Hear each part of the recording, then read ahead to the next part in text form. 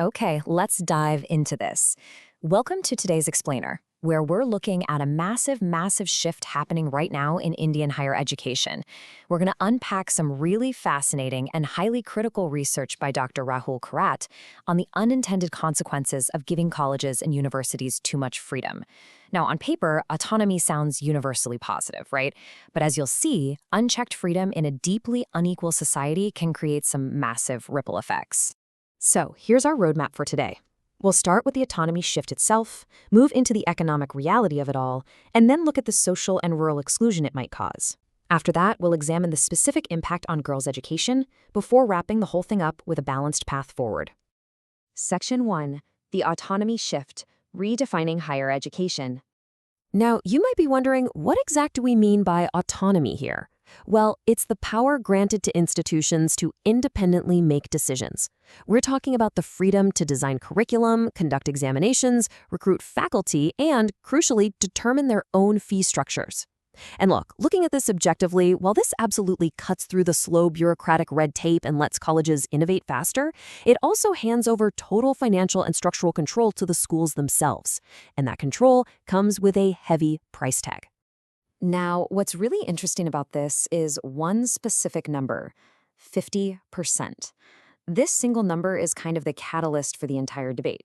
You see, recent frameworks suggest that institutions pushing for deemed university status or greater autonomy might need to generate at least half of their revenue entirely on their own.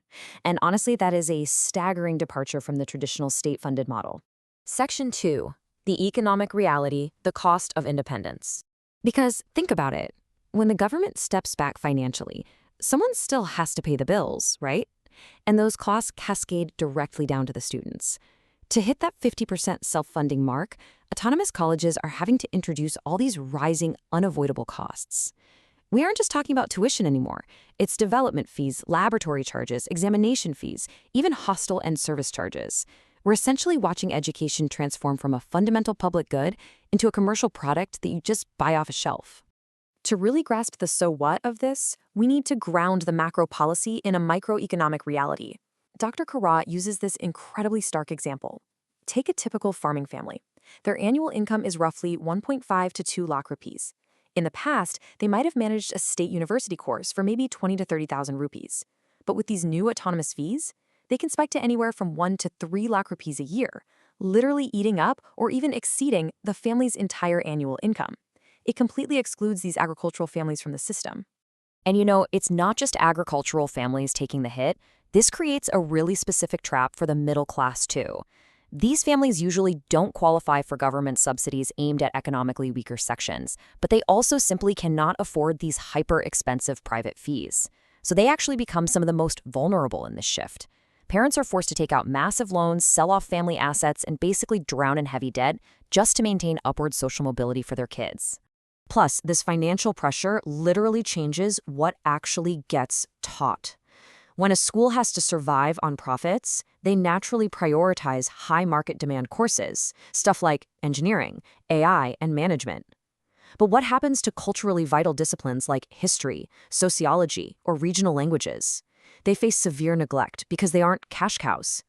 It really makes you stop and ask, what happens to our societal knowledge and cultural fabric when we only teach what makes the most financial return? Section 3. Social and rural exclusion. Widening the gap. Because economic barriers don't just stay in bank accounts, right?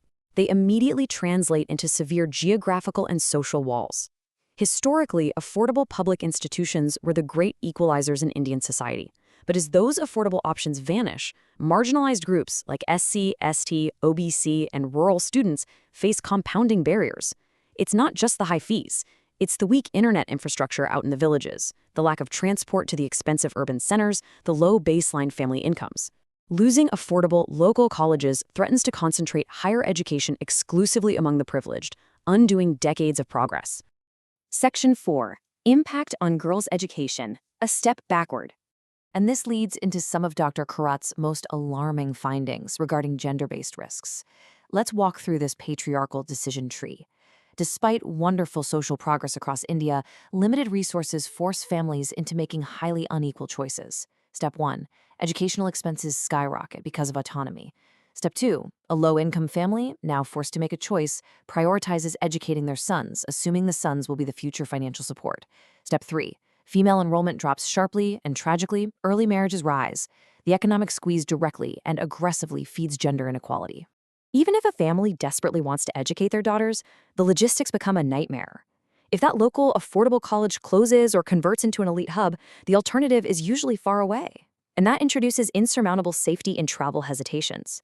Parents are understandably deeply reluctant to send young women traveling long distances or moving alone to metropolitan cities. So the sheer distance basically acts as an invisible barrier, keeping women out of higher education.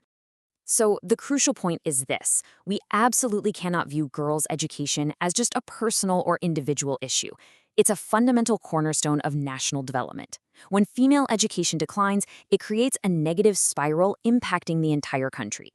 We're talking higher fertility rates, poorer health outcomes for the next generation, and lower family incomes overall. The whole nation effectively takes a step backward.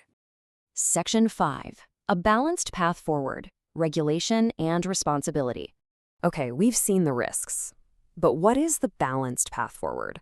First, we have to acknowledge the macro-level political risks. If the state withdraws its constitutional responsibility to provide affordable education, it leaves a huge vacuum, and market forces rush in to fill it. Forces that prioritize profit and corporate partners who might influence the curriculum for their own interests. We really run the risk of treating students as mere consumers instead of citizens building a nation. And this brilliantly illustrates the profound cultural shift at stake here.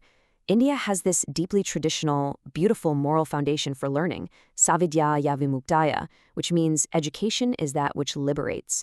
But this new, unbridled autonomy and commodity-driven market logic threatens to replace that with a pretty grim new motto: education for purchasing employability.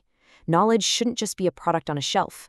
So how do we actually fix this? Well, Dr. Kharat points out that autonomy absolutely can drive fantastic innovation, but it has to be paired with strict regulations.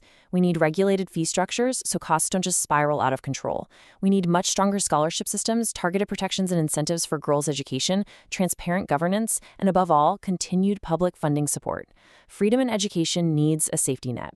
Which leaves us with this final, pivotal question to consider.